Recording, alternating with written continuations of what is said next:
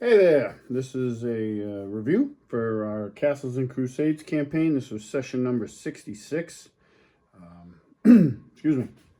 In this session, I had four players. We had the characters Lork, Barry, Renee, and Sprawl. Chris, who plays Cosmo, couldn't make it. He's on vacation with his family, so he'll hopefully be in the next session. Picked up from the last session. They're on their way to this tomb of the Aldoni Lord Anglar-Shar, and along the way, we the party Lork's leading them. He has a location of the tomb marked on his map, and he comes across an old road leading up into the mountains. And on the road, he sees the tracks of a band of goblins and an ogre, about 15 strong of goblins. There's a single ogre. He decides to report back to the party, let them know what's going on, and they ultimately decide to explore the trail, that road, and it leads to a mine. And Renee and Sprawl are able to determine that it's an old dwarven mine. It's been abandoned by the dwarves for quite some time, but the goblin activity has been fairly recent. So they go in. They attempt to go in. They notice that there is a goblin sentry, which they deal with pretty quickly. Then they also notice that there was another goblin sentry that they didn't see, and that one runs deeper back into the mine. And they go in, or they start to go in, like I said.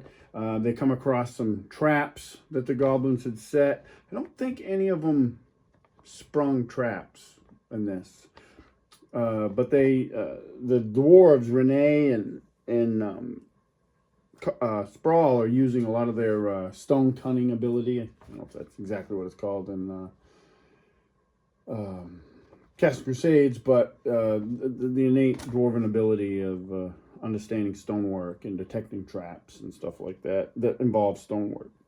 But they do go in, and they do a little bit of exploration, then are traveling down this passage, and they start taking arrow fire from the goblins. And I think Barry was actually hit during. I know Barry was hit during this, which he was not happy about. I think he was the only one hit. If anybody else got hit, they didn't take much damage, but Barry gets hit, so he makes a big deal about that, which was funny. But they get in there and they dispatch those goblins pretty quickly. And in this next chamber, from a tunnel coming on the other side of the chamber, out come the remaining goblins. So there's like 12 goblins, and the ogre. And this is great entertainment for Renee, who's all about killing goblins. So, and actually, I think Sprawl is too, because they're both dwarves and they have racial biases towards goblins, and goblins feel the same way about them. So they get to go in, and this was a fun encounter. It wasn't a super challenging combat encounter by any stretch of the imagination, but it gave. Sometimes you have to give the players a chance to be heroes, right, and badasses. So Renee gets to use. He's a fighter, so he has this combat dominance ability. He also has a cleave ability because of a advantage that he took. So combat dominance in Cast Crusades is basically if he hits something, he gets a certain amount of extra attacks with lower hit dice creatures. So he's able to go in and just play whack-a-mole with these goblins, and he's just crushing them with his warhammer and just wading through them, which is, a great fun for Steve, the player, and the character. That's what Renee wants to do, right? So every once in a while, it doesn't have to be a super challenging encounter. It wasn't. And they get through the goblins and ogres pretty quickly. And they explore a little bit more. The main shaft continues on into the mountain. They're at the base of the God Peak Mountains, but there's a side path of more work stone. And it's a smaller passage, and there's 3 rooms down there, and one is an old equipment storage room. Nothing of value there. It's either been looted or broken. The goblins this little band of goblins has been living here for a little bit. The other room is a barracks. Used to be a barracks for the dwarves that work the mine. Again, nothing of value here. Anything's been looted. The other room is a kitchen area. And not a lot of value here, but Renee, with that dwarven ability to see, you know, stonework, detect secret doors and stuff that are focused on stone, or he spots basically this block in the wall that looks like it's movable. To everybody else, except for Sprawl, not so much. It's not readily apparent, and it wasn't readily apparent to the goblins and the ogre that looted this place. So they mess around with it a little bit, end up pressing on it, and it kind of slides out to the point where they can pull it the rest of the way out. And inside, they find a box, this kind of like an ornate box. And Renee opens it up, and lo and behold, inside is a small book and this spoon, like this mixing spoon. And it's clearly made by dwarves. It has the dwarven iconography on it. And he looks at the book, and it's a recipe book. So this may seem a little bit odd, I guess.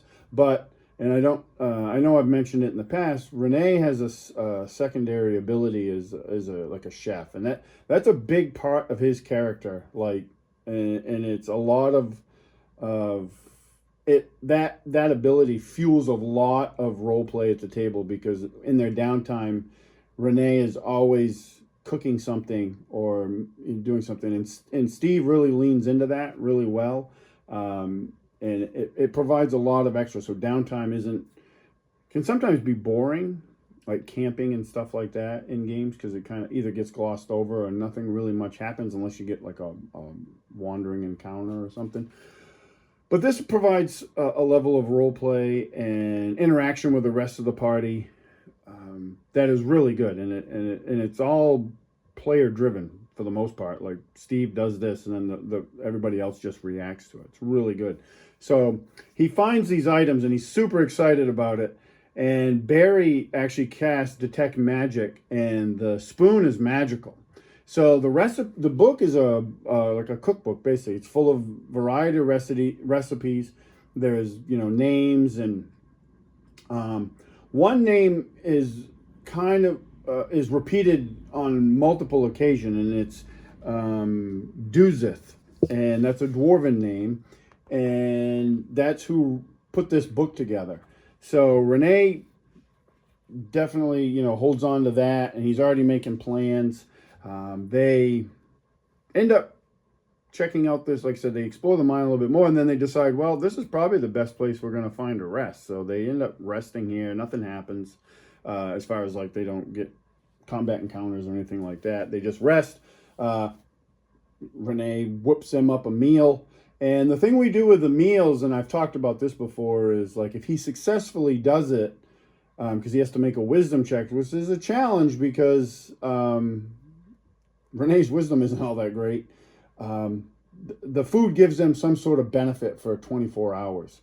So I think he whipped up some chili or something like that. It was something spicy, so it was going to be, they were going to get, you know, resistance to fire or something for 24 hours or something like that. It's just something fun, and it's not game breaking, and it's a good it's a good thing that we have in the game. Like I said, it creates a lot of role play, which is the best part of it. Because the characters all react differently to Renee's cooking, so it's fun. So they have that. They head out the next morning. They're not far from the tomb of Anglar-Shar, the Aldoni Lord. They excuse me. They find it. It's set in the mountain, and I'll do a little overview here, see if I can move the camera without messing anything up. They find it. The entrance is flanked by these large stone arches. So the thing with this tomb, it's a dragon tomb, and I took it's heavily inspired by the video game Skyrim. I really like that. I have players that play it. My buddy Dave's a guru at Skyrim. Like he plays it a lot. So I wanted to do a very Skyrim themed adventure.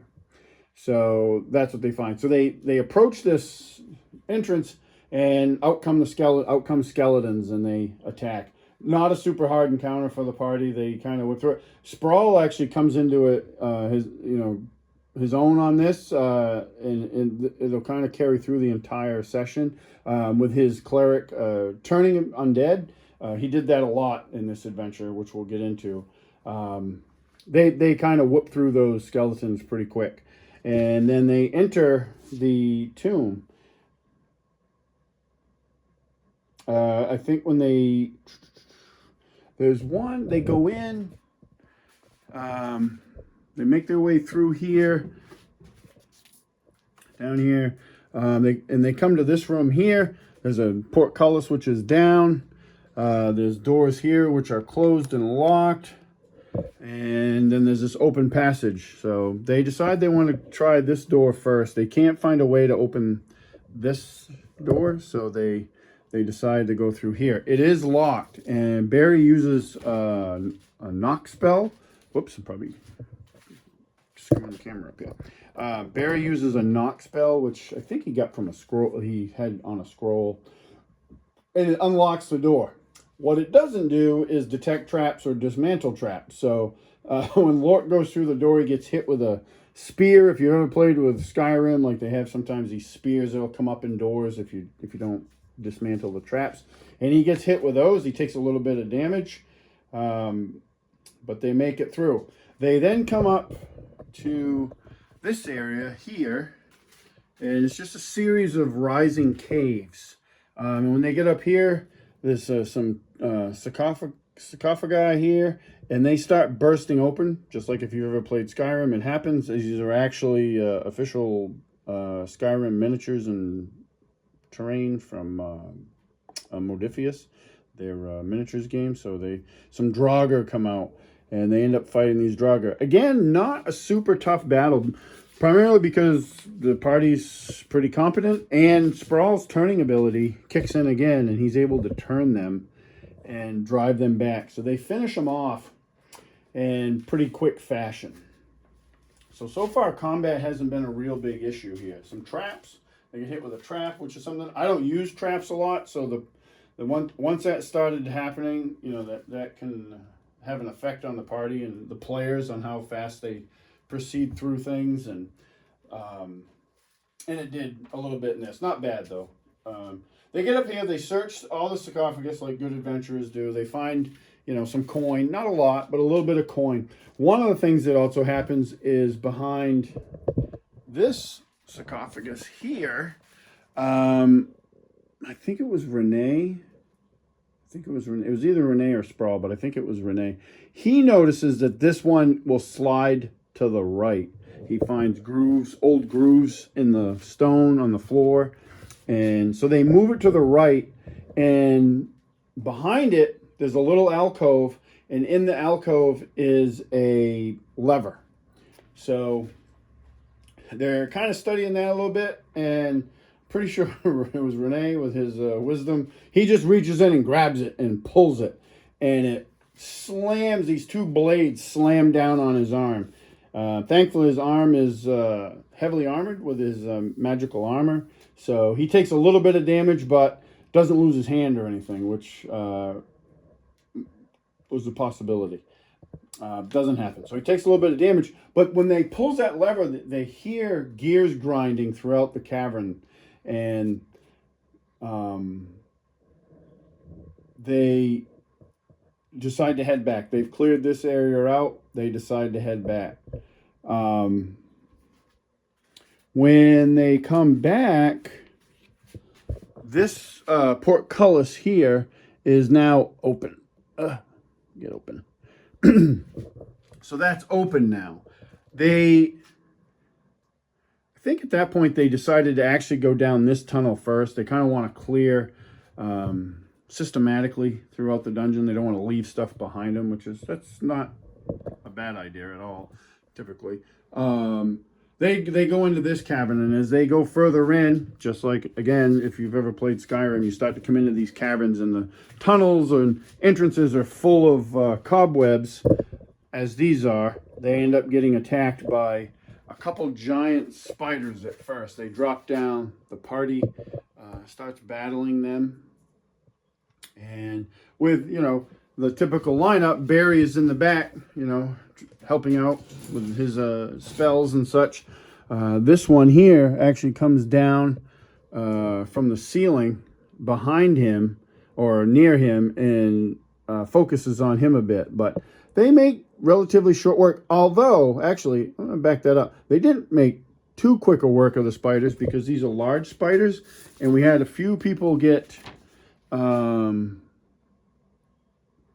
Bothild, the barbarian NPC that's traveling with a party, and Renee both get bit and fail their saving throw and are paralyzed. So there was some talk that they were going to get TPK'd by these spiders. But that didn't happen. They were able to finish the spiders off, and Lork actually, using his ranger ability to neutralize poison, is actually able to help these guys out, because normally they've fought giant spiders before a long time ago. Lork actually fell victim to their poison, and like the paralyzation lasts for hours. So they were concerned about that, but they were able to get around it. And I think Sprawl he might have used a spell to help as well. I don't know if that's true or not. Maybe Matt will chime in and correct me. But I know Lork used his ranger ability to neutralize poison. He actually dug through Renee's bag of herbs and stuff to try to mix something together that would help him do it, and he was able to do it. So they clear that room. They go back into the main here and down the stairs past the portcullis into this. And this is, they face one of the dragon doors, which again, right out of Skyrim, that's like an official piece from Modiphius right there. And they use the key, the dragon key that Zalexis, the Lamia queen, gave them, and it unlocks the door in true Skyrim fashion. They pass through here. This is a raging river, which Renee was kind of excited because his armor allows him to like breathe underwater and swim, give him a swim speed. He was excited about this, but like he asked about how fast it was moving and if it would wash him away, and I was like, yes. So he opted not to go for a dip. They came into this room here, and there's levers on the walls in this room. And in fact, there was two. I actually had to borrow one for this one, but there was a lever here and here. And the doors here that were closed. They pull, I think it was this lever, and I don't remember if a trap went off or not. It might have. They started getting, the frequency of traps went up. But it unlocked, eventually unlocked this portcullis. They pulled this one, and I think nothing happened. I think darts and stuff did come out, or something came out. But this one, so they go up this way, and I remember Sprawl is trying to use his stonework ability on the door, because they did get hit with a trap here, because they were nervous about traps when they came up to here. The problem is he was studying up here, the door, and not the area before it. And he trips a blade trap that comes out of the wall and hits him, doing some damage. But they eventually make their way up here to this room. And in the center of this room is a plinth. And on the plinth, there's three rings. It's made out of stone. There's three rings. Each ring has an animal emblem on it. And they're able to, through some trial and error, mostly error in the beginning, they start pulling the three levers that are around the room. At first, this just launches a hail of darts at them that do a little bit of damage, with some physical damage and poison damage. But then Sprawl and Lort go back to this room and start studying, and they find similar animal emblems above the three doors. So they figure out there's a I don't have it on this. I think there was an owl, a fox, and a whale, but right out of Skyrim. And they eventually figure out the order of how they need to go on this plinth, and they realize, like again, through trial and error, how to do this. They don't take a lot of damage from this, but they it does make them nervous. So, but then eventually, this opens this door here, that portcullis, and they go. I think they went into that room next. Yes, they go into this room next, and this has a dragon wall in it. Again, another piece from Modiphius. And when they go in, they start to see like one of the words on the wall, written on the wall, starts to glow, and then this energy, magical energy, comes out from the wall, and they're basically standing in this. The room fills with these images, and it's almost like they're in a hologram, and they're just seeing all these different images. And what they see is the Aldoni Empire, the soldiers and the leaders all marching across the land, and with like dragons flying overhead and attacking different settlements, especially like elves, and crushing elven settlements and enslaving the elves. They see this happening, and they're seeing history. And then what happens is Barry feels this burning sensation in his chest, and he pulls open his shirt to see what's up, and he sees this word in Draconic that is has been branded into his chest, and it's the word Quolus. And Quolus, he knows because he understands Draconic, means harbinger. So he experiments a little bit. Obviously, the players know this is all heavily inspired by Skyrim, definitely putting a different spin on things, but a lot of this stuff. So he says the word Quolus, and when he does, a acid arrow shoots out of his hand, like just flies out of his hand. And the acid arrow looks a little bit different because Barry uses the acid arrow spell. And this one doesn't look like a greenish arrow. It is greenish, but the head of it is open, snarling dragon maw, and it slams into the wall. And he feels that this magic energy has dissipated, so he knows, kind of figures out that he can do this like once a day using that word. So they move on from there. They get into this room next, the final chamber here, and there's a bunch of Draugr in here, and then there's one guy in particular. He pops up from this sarcophagus here, just like they do in Skyrim. He pops up and he comes down. I don't have the miniature now, but he's heavily armored, and he's carrying a massive dragon-hilted greatsword. So, and then there's some other Draugr that pop up and confront the party, and the party comes in. They do pretty well. Again, Sprawl kicks in with the turning of undead. That does a real good number. Barry launches a fireball up there and hits the main guy, who fails to save because I rolled horribly. That was a common theme too, as usual. But at one point, the main guy calls out in this like Skeletor-like voice, Magthaloon, rise and aid me. And from this pit of bone here bursts this Dracolich, and it flies out and it hits everybody in the party except Barry, who's way back by the door here. He was basically at the entrance with his Iron Cobra, and he hits him with this ghostly breath weapon that did a lot of damage to everybody. And the battle's on now. So Lork and Renee close with the remnants of the Aldoni Lord, Anglar-Shar, and they start battling him. The breath weapon drops Sprawl.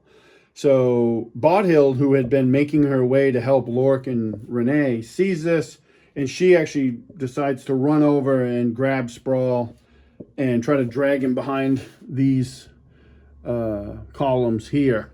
As she's doing that, Dracolich swoops by her and rakes her with her back claws and opens up her back. She takes a bit of damage from that. She doesn't go down. She's actually, hit point wise, Bothild's pretty tough. She's a barbarian, and she's got a fairly sizable amount of hit points, but her damage output isn't that great. And it comes to land over here. Now, they've been fighting these remaining Draugr, and the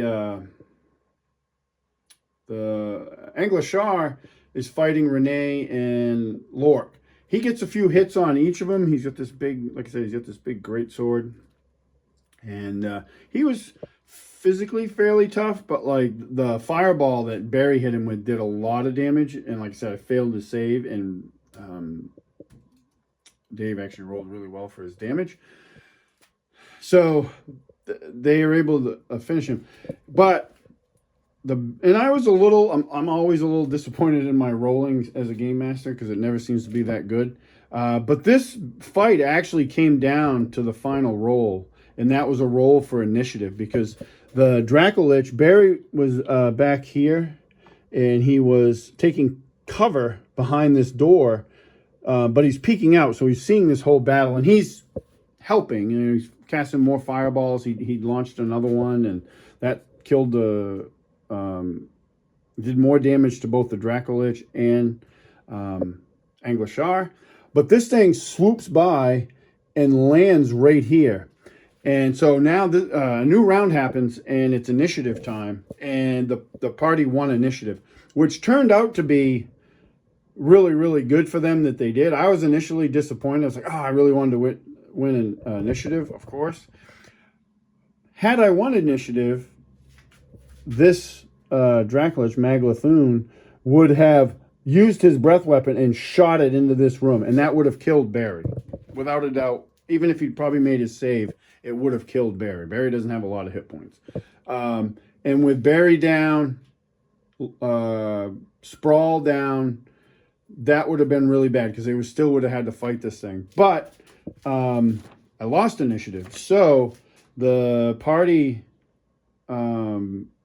finishes off Anglar-Shar. Lork and Renee finish him off. And then Barry hits this thing with spell. His spell, Greater Dagger of Fire, that he picked up from a scroll. And the nice thing about that spell for Barry is it ignores spell resistance. And he has to roll, I think it casts like 5 flaming daggers.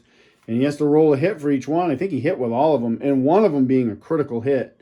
So, and he did, I think he got a 19 on his confirmation, so it's like max damage times. He did a lot of damage, and he's able to finish off the Dracolich, and it crumbles to dust. And they're victorious. They get the crown from Anglar-Shar, which they need to give to the Lamia Queen. That was her deal, the bargain she made. She gets the crown. They get a lock of her hair. So they collect loot from the Anglar-Shar. I keep changing his last name. Anglar-Shar's sarcophagus. A lot of coin. The only magic item they end up with is his sword, is a +2 greatsword. And none of the players are really interested in that. Renee can use it. There was some discussion whether a dwarf can use a greatsword, and I'm fairly certain they can. Problem is Renee is specialized in the Warhammer, so he really wants like a magical Warhammer, which makes sense. So they're like, oh, well, the players like, we can just sell it. And then Bryson, my son, actually mentioned, he's like, who could really use a magical weapon?